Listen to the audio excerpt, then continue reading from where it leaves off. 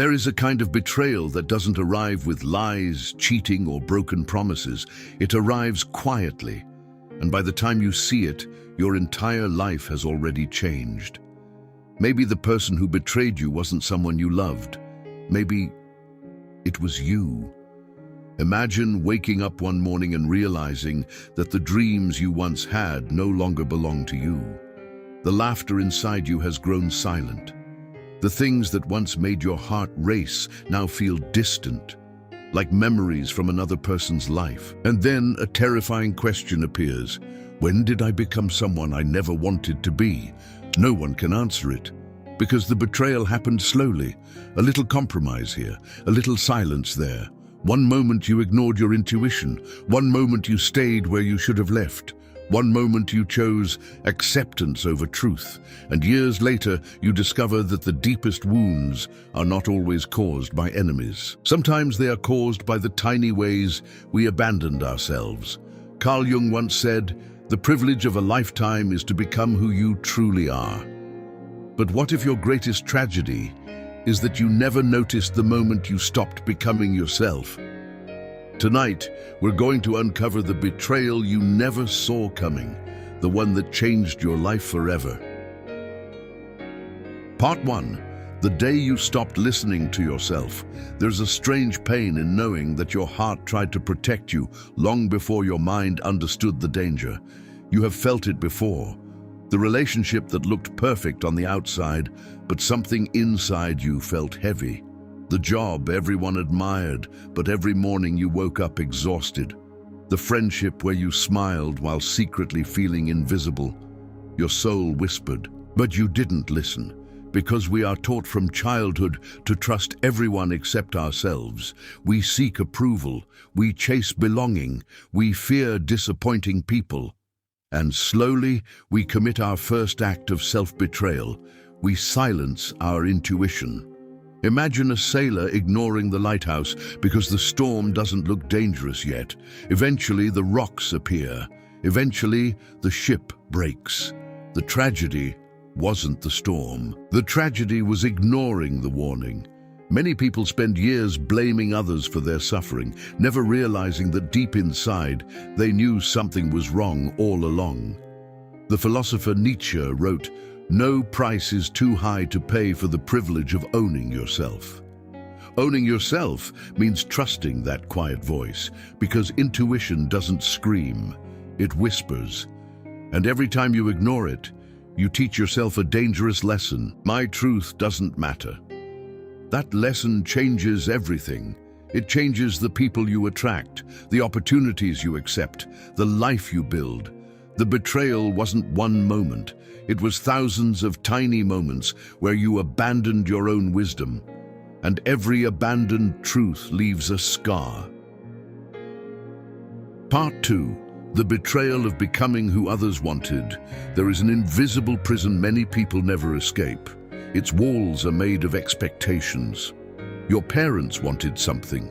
Society wanted something. Friends expected something. The world handed you a script and said, "Be this person and you'll be loved." So you tried, you became agreeable, you hid your opinions, you smiled when you wanted to cry. You said yes when your soul screamed no, and eventually something inside you disappeared. Carl Jung called this the persona, the mask we wear to be accepted. The problem is that if you wear the mask long enough, you forget your real face. Imagine an actor who plays the same role for 20 years. Eventually, he walks off the stage and no longer knows who he is. That is what happens to millions of people. They build successful lives that secretly make them miserable. They achieve goals they never truly wanted. They become strangers to themselves. And then comes the painful realization, I have spent years living someone else's life. That realization feels like betrayal, because it is. The person who needed your loyalty most was your authentic self, yet you abandoned that person for approval. Buddha once taught that attachment is the root of suffering. Sometimes the attachment isn't to people, it's to the image of who you think you should be. The moment you release that image, you begin returning home. And perhaps the greatest freedom in life is finally having the courage to become who you were before the world told you who to be. Part 3. The betrayal of staying where your soul is dying. There is a dangerous kind of comfort. It doesn't hurt enough to leave, but it hurts enough to slowly destroy you. Many people remain in places that drain them because suffering has become familiar. A toxic relationship, a friendship built on convenience, a job that empties the soul. The human mind fears uncertainty more than unhappiness. So, we stay. We convince ourselves things will change, tomorrow, next month, next year. But years pass, and life quietly slips away. Camus wrote that the biggest question in life is whether we choose to live fully, yet many people exist rather than live. Imagine holding a burning piece of coal. At first it's warm, then it becomes painful. Eventually it destroys your hand. The tragedy isn't the fire. The tragedy is refusing to let go. Your soul knows when something is killing it. That's why you feel tired for no reason. That's why your smile feels forced. That's why your heart feels heavy. These are not weaknesses, they are messages. Life constantly whispers, "This is not where you belong." But we stay because leaving means entering the unknown. And the unknown is terrifying. Yet every meaningful transformation in life begins there. The person you are meant to become is usually waiting on the other side of a difficult goodbye. The deepest betrayal isn't that people left you, it's that you remained somewhere long after your spirit had already departed. Part 4. The moment you finally return to yourself.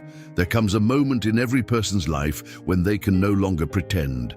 The pain becomes too heavy, the emptiness becomes too loud, and suddenly something inside whispers, "Come back.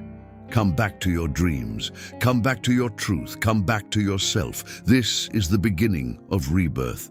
Marcus Aurelius wrote, "You have power over your mind, not outside events. The people who hurt you may never apologize. The years you lost may never return.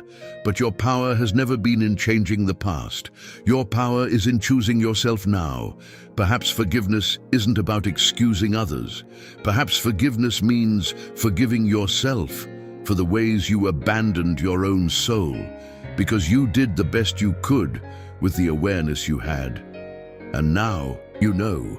You know that intuition matters. You know that authenticity matters. You know that peace matters.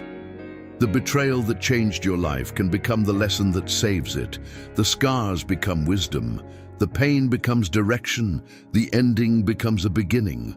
So tonight, ask yourself one question. Where in your life have you been betraying yourself? Because the answer to that question may change everything. And perhaps the person you've been searching for all these years is the version of yourself that never stopped waiting for you to come home. If this story touched something deep inside you, don't ignore it. Sometimes a video arrives exactly when a soul is ready to hear it. Leave a comment with one word: awake.